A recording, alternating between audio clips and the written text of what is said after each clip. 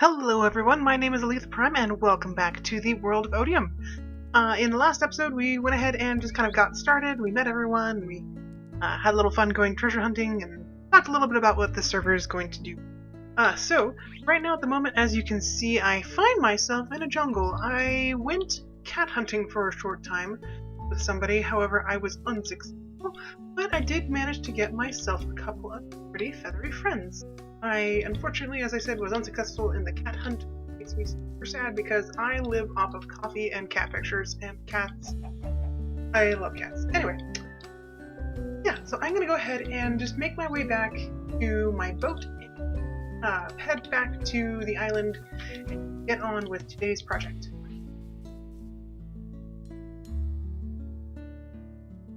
Oh, that cat over there? Oh, no, that's just a mushroom. You know, I was just heading away from the jungle when I remembered that I found a buried treasure map in the ship right over here. Turns out I'm actually quite close to where the treasure is supposed to be. So let's go ahead and jump over here and take a look and see what we can find.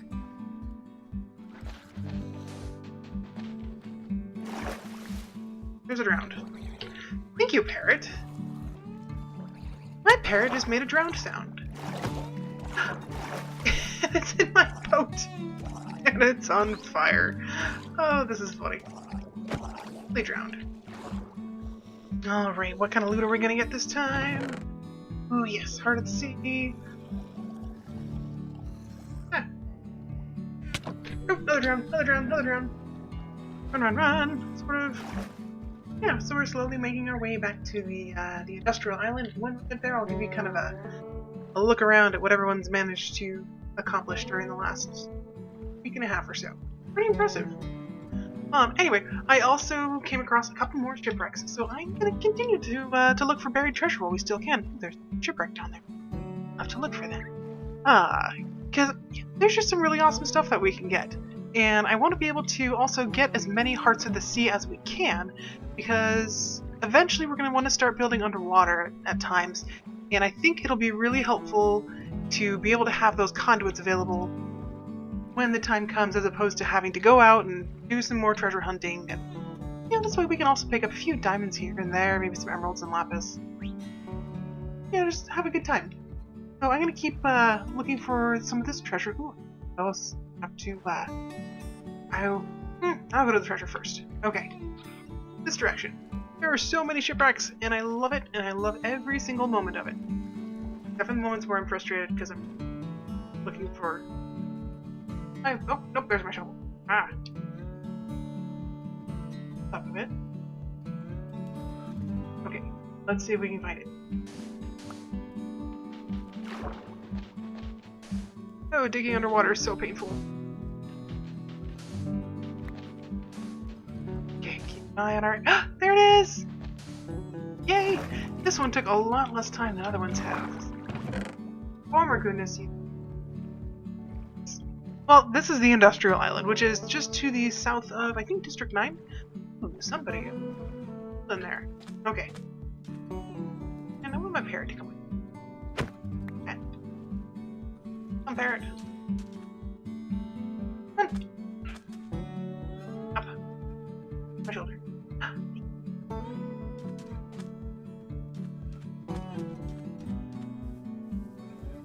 Go say hi and see what fine fellows are up to. I know you jumped off my shoulder. Yep, they've been making good work of new farmhouse, and new storehouse, and a barn. Yeah, it's kind of neat to see how things have progressed. Here, weird. Up your little tiny wings.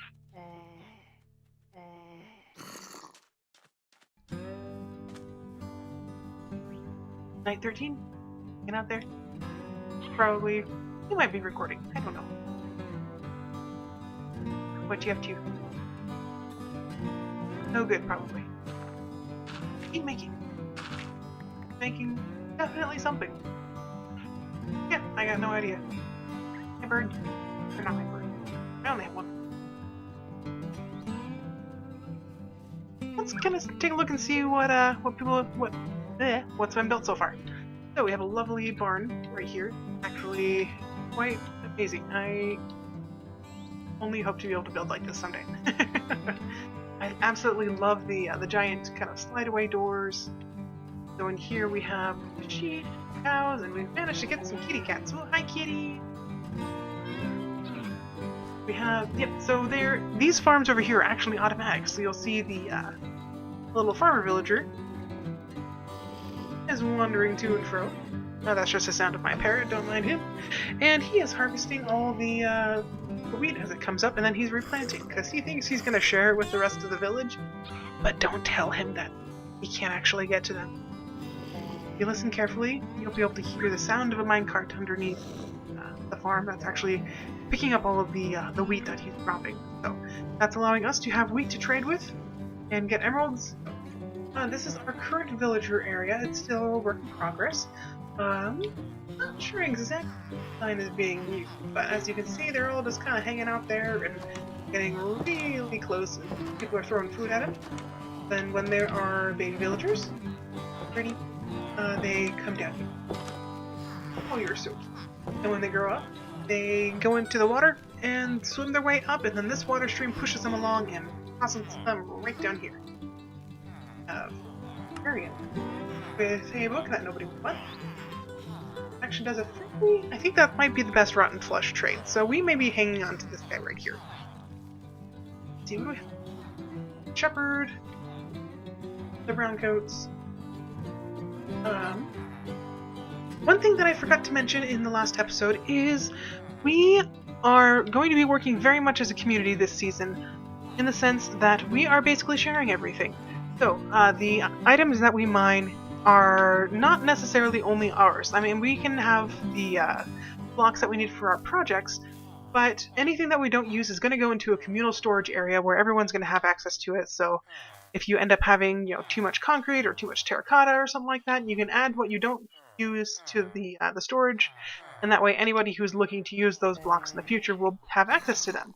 So we have a whole bunch of, well, we had a bunch of emeralds. No, we have lots of emeralds right here, because people have taken the time to trade for them. And we have some books right here, Luck of the Seed, Lure, and all of those. Then we have all the different villager types. A lot of these are going to be white coats with the different book enchantments. We do have a few weaponsmiths that sell swords and axes. Leave them in here. Yep, so there's a brand new axe right here that this guy sold. Toolsmith for our diamond pickaxes, and we have places for all the different enchanted books. Fortunately, somebody has been kind enough to procure books already, so I may go through some time as well, and you're silly. I don't know what this little guy is doing. Oh! Hi, nerd.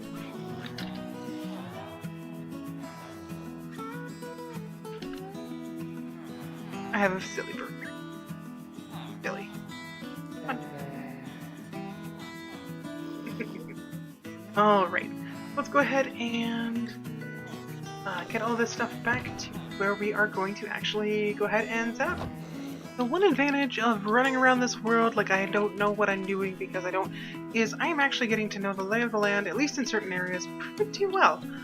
So I know that when I land on a particular ocean shore, I will be able to find my way back the Acacia Village. Through here and grab some bones out of my ender chest is because I want some puppies. Go, puppy, oh, come, please, puppy. You're my puppy. Hi. Oh, you're a goodie. I can give you a name too. Okay. One other puppy. We're stuck down there. That's okay. Rescue. Rescue. Be my friend. Hey! Much easier to unless. Okay, puppies. Dogs. I'm very happy. So this is the Acacia Village that we all kind of got started in. It's kind of in a centralized location on the island, and so we kind of took over some of the houses. Mine is in the blacksmith over there. I think there's a cleric trapped in the church, but we have managed to trap some villagers underneath terracotta blocks. And we have a portal in that house there, And Nerd went ahead and built this beautiful barn, along with, I think somebody else put the planter boxes up there, but I think it looks absolutely lovely. This is where we have some of our storage. Yep, so there's probably going to be more chests as time goes on. And then up above, we have a very simple smelting system. Able to use, and then a full enchanting setup right here. Which, now that I think about it, actually...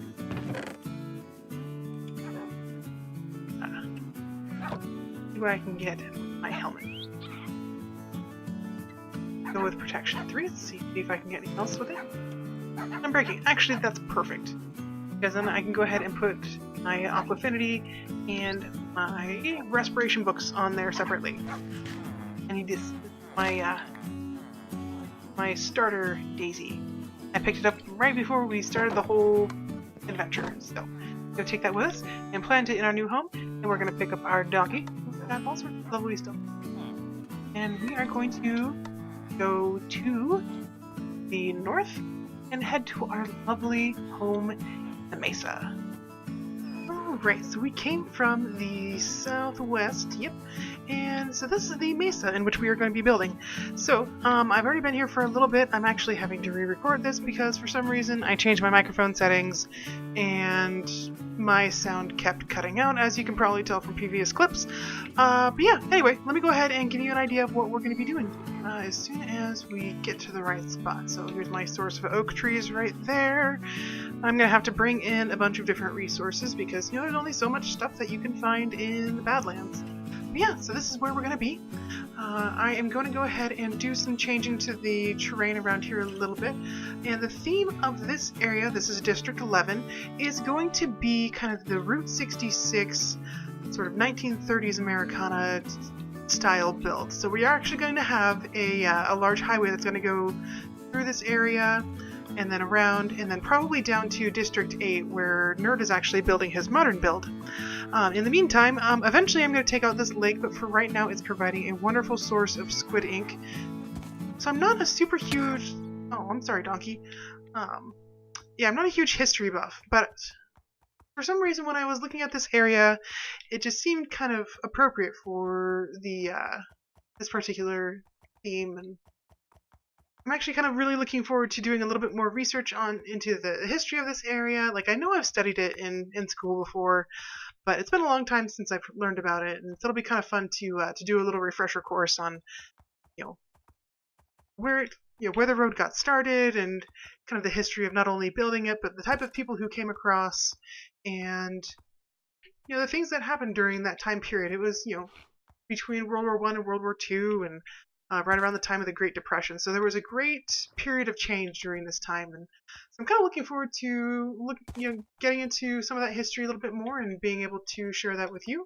I will also need to do some lighting up of this area, so that way it'll be a lot safer, and yeah, continue killing these squid for as long as I can. I'm actually going to go ahead and look for some obsidian, because the first thing I want to do is get a portal set up and get ourselves connected to the rest of the community. Let's light this sucker and...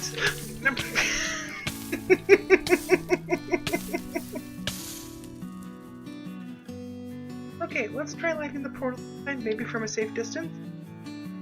What did I do wrong? I did something wrong. I'll be back. Okay. Like I've never made... Okay, yeah, total professional. There we go. Hey, look! Release.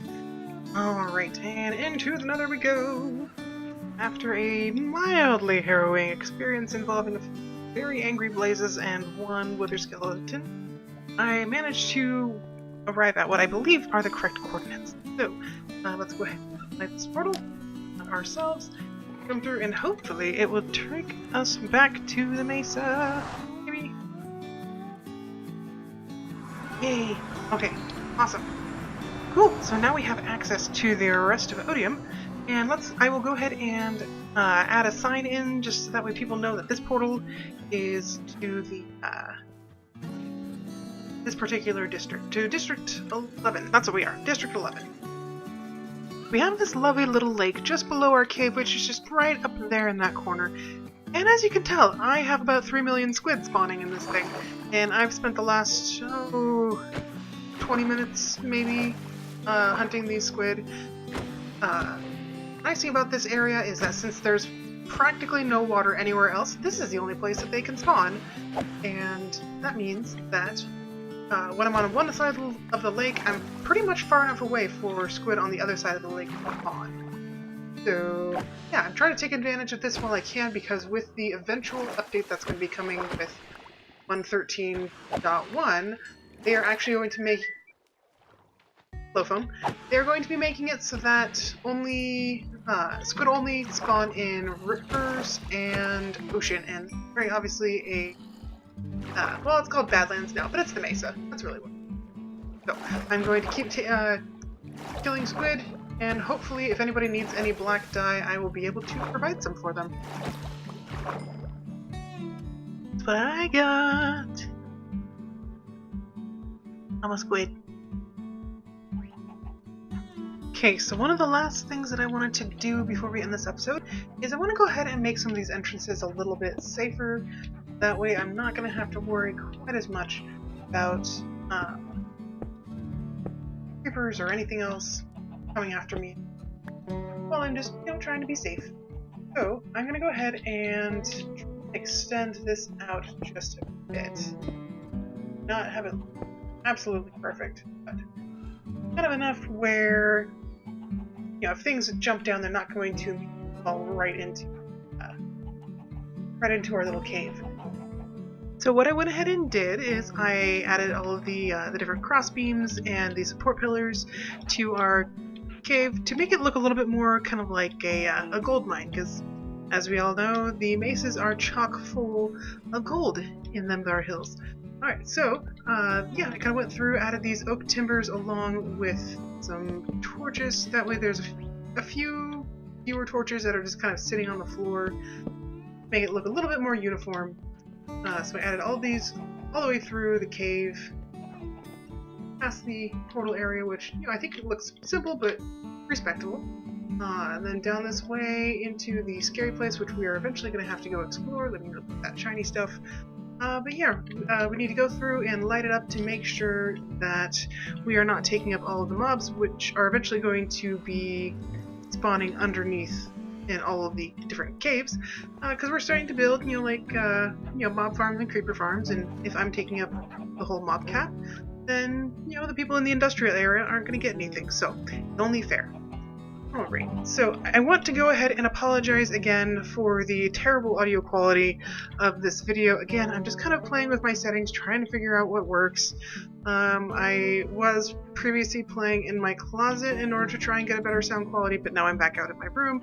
Anyway, it's a little bit of a mess, but we're gonna get this worked out, and yeah, it'll be much better in the next episode. So for now, I want to thank you so much for joining me today. And if you liked this episode, I hope that you would just leave a like down at the, leave me a like. And I would absolutely love to hear from you if you have any comments. And yeah, if you've been enjoying this series and others like it, feel free to subscribe and hit the notification bell so that way you'll see when new videos come out. And thank you once again for joining me. I hope you have a lovely day, and I will see you in the next episode. Bye bye.